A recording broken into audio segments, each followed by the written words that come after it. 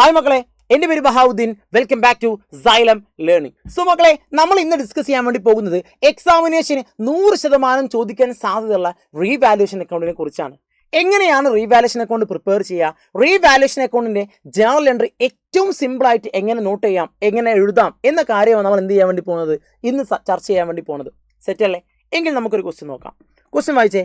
Devika and Krishna are equal partners in F M. അവർ equal partners ആണ്. Their balance sheet as on 31st March 2021 as given below. So question ഒരു balance sheet എന്ത് ചെയ്തിട്ടുണ്ട്, കൊടുത്തിട്ടുണ്ട്.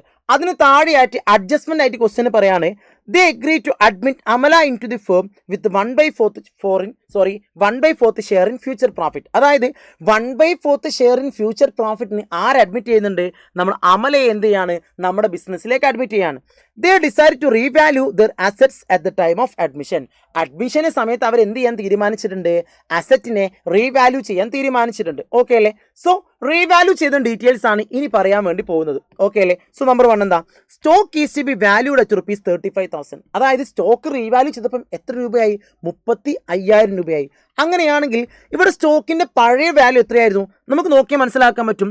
Old balance ഷീറ്റിൽ സ്റ്റോക്കിന്റെ value 27,000 ആണ്, അതായത് 27,000 രൂപയാണ്.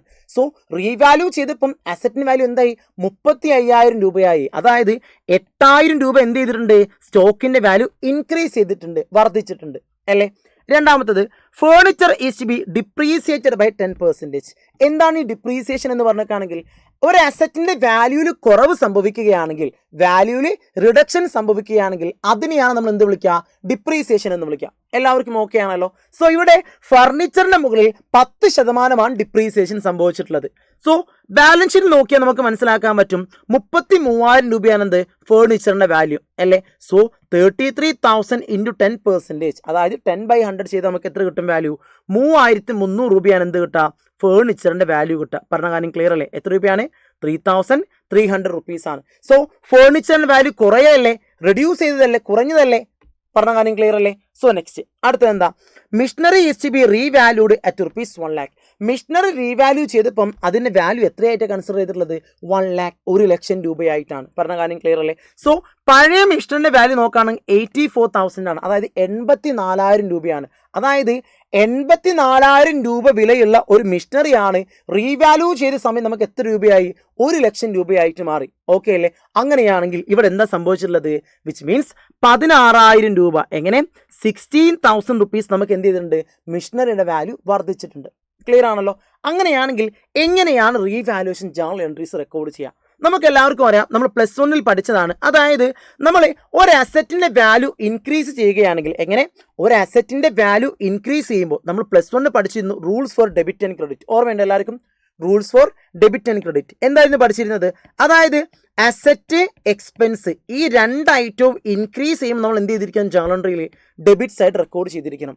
എന്നാൽ ഡിക്രീസ് ചെയ്യുമ്പോഴോ ക്രെഡിറ്റ് സൈഡ് റെക്കോർഡ് ചെയ്തിരിക്കണം. ഓക്കെ അല്ലേ? എന്നാൽ ലയബിലിറ്റി, ഇൻകം, ക്യാപിറ്റൽ, എങ്ങനെ ലയബിലിറ്റി, ഇൻകം, ക്യാപിറ്റൽ, ഈ 3 ഐറ്റത്തിന്റെ കേസിലേക്ക് നോക്കുകയാണെങ്കിൽ ഇൻക്രീസ് ചെയ്യുമ്പോൾ നമ്മൾ എന്ത് ചെയ്തിരിക്കണം, ക്രെഡിറ്റ് ചെയ്തിരിക്കണം. എന്നാൽ ഡിക്രീസ് ചെയ്യുമ്പോൾ നമ്മൾ എന്ത് ചെയ്തിരിക്കണം, ഡെബിറ്റ് ചെയ്തിരിക്കണം. എല്ലാവർക്കും ഓക്കെ ആണല്ലോ? സെറ്റല്ലേ? ഇത് നമ്മൾ +1 പഠിച്ച റൂളാണ്. ഓക്കെ. സോ അങ്ങനെ നോക്കുകയാണെങ്കിൽ ഇവിടെ സ്റ്റോക്കിന്റെ വാല്യൂ 8,000 റുപ്പീസ് കൂടി, അതായത് സ്റ്റോക്കിന്റെ വാല്യൂ എന്ത് ചെയ്തു, 8,000 രൂപ ഇൻക്രീസ് ചെയ്തു അല്ലേ? അങ്ങനെയാണെങ്കിൽ ഇവിടെ ഉണ്ടാകുന്ന ജേർണൽ എൻട്രി അസറ്റിന്റെ വാല്യൂ കൂടിയത് കൊണ്ട്, എങ്ങനെ സ്റ്റോക്ക് എന്ന് പറഞ്ഞ അസറ്റിന്റെ വാല്യൂ ഇവിടെ എന്ത് ചെയ്തു, ഇൻക്രീസ് ചെയ്തു. അങ്ങനെയാണെങ്കിൽ അസറ്റ് നമ്മൾ എന്തായിരിക്കും ചെയ്യുക, ഡെബിറ്റ് ചെയ്യും അല്ലേ? അപ്പോൾ എന്തായിരിക്കും journal entry, stock account after to revaluation. എന്താ ജേർണൽ എൻട്രി, എന്താണ്, stock account debtor to, okay, by stock account debtor to revaluation account. Okay അല്ലേ? ഇതായിരിക്കും ജേർണൽ എൻട്രി വരെ. എത്രയായിരിക്കും എമൗണ്ട്, 8,000 റുപ്പീസ് ആണ് സ്റ്റോക്കിന്റെ വാല്യൂ കൂടിയത്. So 8,000 rupees. ക്ലിയർ അല്ലേ? നരേഷനായിട്ട് നമ്മൾ എന്താ റെക്കോർഡ് ചെയ്യുക, being the value of stock increased. Okay അല്ലേ? സോ രണ്ടാമത്തെ കേസിലേക്ക് നോക്കുകയാണെങ്കിൽ ഇവിടെ എന്താ സംഭവിച്ചിട്ടുള്ളത്, ഫർണിച്ചർ, അതായത് മറ്റൊരു അസറ്റ് ആണ് ഫർണിച്ചർ അല്ലേ? ഫർണിച്ചറിന്റെ വാല്യൂ 3,300 രൂപ കുറഞ്ഞു. നമുക്കറിയാം അസറ്റിന്റെ വാല്യൂ ഡിക്രീസ് ചെയ്യുകയാണെങ്കിൽ നമ്മൾ എന്ത് ചെയ്തിരിക്കണം, അസറ്റിനെ ക്രെഡിറ്റ് ചെയ്തിരിക്കണം അല്ലേ? അപ്പോൾ എന്തായിരിക്കും ജേർണൽ എൻട്രി ഉണ്ടാവുക, ഇവിടെ സിമ്പിൾ ആണ്. The journal entry will be by revaluation account debtor to, by revaluation account debtor to നമുക്ക് എന്ത് പറഞ്ഞ് റെക്കോർഡ് ചെയ്യാം, ഫേർണിച്ചർ. ഓക്കെ അല്ലേ? എന്തായിരിക്കും നരേഷൻ വരാ, being the value of furniture decreased. എത്ര എമൗണ്ട്, 3300, 3300. ഓക്കെ അല്ലേ? ഫൈൻ, എല്ലാവർക്കും ഓക്കെ ആണല്ലോ. ഇനി മൂന്നാമത്തെ ജേണൽ എൻട്രി എന്തായിരുന്നു? Machinery is to be revalued at ₹1 lakh. അതായത് മിഷനറിയുടെ വാല്യൂ എന്ത് ചെയ്തു? 16,000 രൂപ ഇൻക്രീസ് ചെയ്തിട്ടുണ്ട് അല്ലേ? നമ്മൾ വീണ്ടും നോക്കാം. മിഷനറി എന്ന് പറഞ്ഞാൽ അസറ്റ് ആണ്. അസറ്റിന്റെ വാല്യൂ ഇൻക്രീസ് ചെയ്തു. എന്താ റൂള്? ഡെബിറ്റ് ചെയ്തിരിക്കണം ആണല്ലോ. അങ്ങനെയാണെങ്കിൽ the entry will be by machinery. ഏതാണോ അസറ്റ് വാല്യൂ കൂടിയത് ആ അസറ്റ് നമ്മൾ ഡെബിറ്റ് ചെയ്യുന്നു. By machinery account debtor to എന്ത് പറഞ്ഞ് റെക്കോർഡ് ചെയ്യും? റീവാലുവേഷൻ. പറഞ്ഞ കാര്യം ക്ലിയർ ആണല്ലോ. എത്ര എമൗണ്ട്? 16,000, 16,000. എല്ലാവർക്കും ഓക്കെ അല്ലേ? സെറ്റ് അല്ലേ? എന്തായിരിക്കും നരേഷൻ വരാ?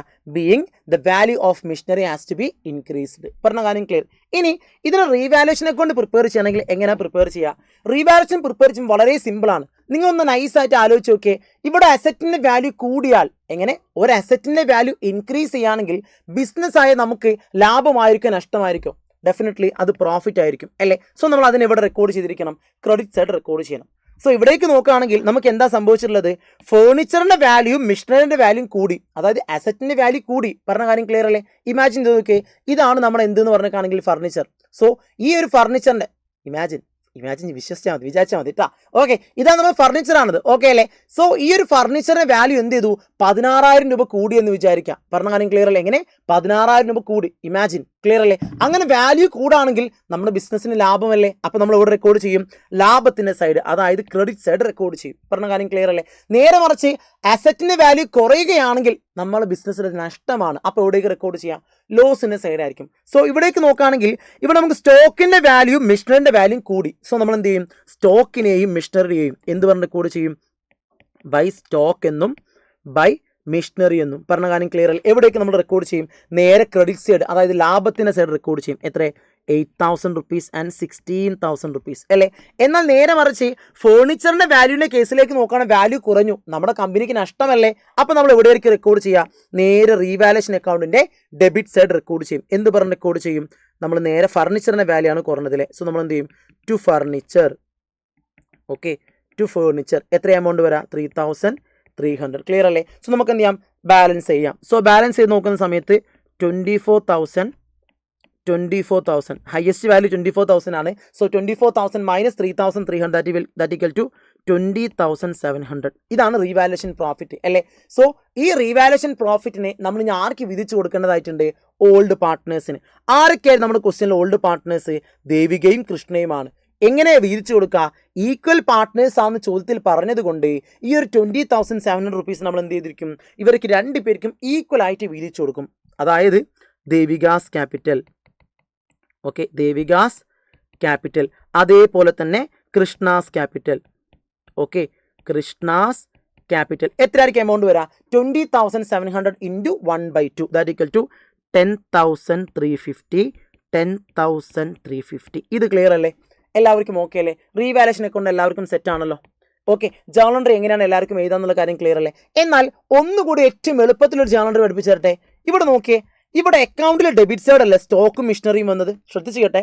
റീവാലുവേഷൻ അക്കൗണ്ടിന്റെ ക്രെഡിറ്റ് സൈഡിൽ ഒരു ഐറ്റം വരാണെങ്കിൽ ജേണൽ എൻട്രിയിൽ ആ ഐറ്റം എവിടെയായിരിക്കും വരാ? ഡെബിറ്റ് സൈഡ് ആയിരിക്കും. നിങ്ങൾ നോക്കിയേ, ഇവിടെ സ്റ്റോക്കും മിഷനറിയും ഏത് സൈഡാണ് ജേണൽ എൻട്രിയിൽ വന്നത്? ഡെബിറ്റ് സൈഡാണ്. ഇത് മനസ്സിലായോ? അതായത് സ്റ്റോക്കിനെയും മിഷനറിയെയും നമ്മൾ ജേണൽ എൻട്രി ചെയ്തുമ്പോൾ എവിടെ റെക്കോർഡ് ചെയ്തിട്ടുള്ളത്? രണ്ടിനെയും ഡെബിറ്റ് സൈഡാണ് റെക്കോർഡ് ചെയ്തിട്ടുള്ളത്. എന്നാൽ റീവാലുവേഷൻ അക്കൗണ്ടിൽ ഈ ഐറ്റത്തെ നമ്മൾ എവിടെ റെക്കോർഡ് ചെയ്തത്? ക്രെഡിറ്റിലാണ്. പറഞ്ഞ കാര്യം ക്ലിയർ അല്ലേ? സോ ജേണൽ എൻട്രി ചെയ്താൽ ഏറ്റവും സിമ്പിൾ ട്രിക്ക് എന്താ എന്നാ കേട്ടോ. അതായത് അക്കൗണ്ടിൽ ഒരു ഐറ്റം ക്രെഡിറ്റിലാണ് വന്നതെങ്കിൽ, എങ്ങനെ? അക്കൗണ്ടിൽ ഒരു ഐറ്റം ക്രെഡിറ്റിലാണ് വന്നത് എന്നുണ്ടെങ്കിൽ ജേണൽ എൻട്രിയിൽ ആ ഐറ്റം എവിടെയായിരിക്കും വരാ? ജേണൽ എൻട്രിയിൽ ഡെബിറ്റ് സൈഡ് ആയിരിക്കും വരാ. പറഞ്ഞ കാര്യം ക്ലിയർ അല്ലേ? അപ്പൊ ക്രെഡിറ്റിൽ ആരായിരിക്കും വരാ? അക്കൗണ്ടിന്റെ പേരെന്താണോ ആ അക്കൗണ്ടിന്റെ പേരായിരിക്കും ഇവിടെ വരാ? ക്രെഡിറ്റിൽ വരാം. പറഞ്ഞ കാര്യം ക്ലിയർ? അതായത് ഇവിടേക്ക് നോക്കുമ്പം ക്രെഡിറ്റ് സൈഡ് വന്ന ഐറ്റം സ്റ്റോക്കാണ്. അപ്പൊ സ്റ്റോക്ക് ജേണൽ എൻട്രി എവിടേക്ക് വരും? ഡെബിറ്റ് സൈഡ് വരും. So stock account debtor to അക്കൗണ്ടിന്റെ പേരെന്താ? Revaluation account. അതല്ലേ entry? Stock account debtor to revaluation. ഇനി അതേപോലെ മിഷനറിയുടെ കേസിലേക്ക് നോക്കുകയാണെങ്കിൽ അക്കൗണ്ടിൽ ക്രെഡിറ്റ് സൈഡ് ആണ് വന്നത് അല്ലേ? സോ ജേണൽ എൻട്രിയിൽ എവിടേക്കും വരാം? ഡെബിറ്റ് സൈഡ് വരും. പറഞ്ഞ കാര്യം ക്ലിയർ അല്ലേ? So the entry will be machinery account debtor to അക്കൗണ്ടിന്റെ പേര് റീവാലുവേഷൻ. ഇത് ഓക്കെ ആണോ?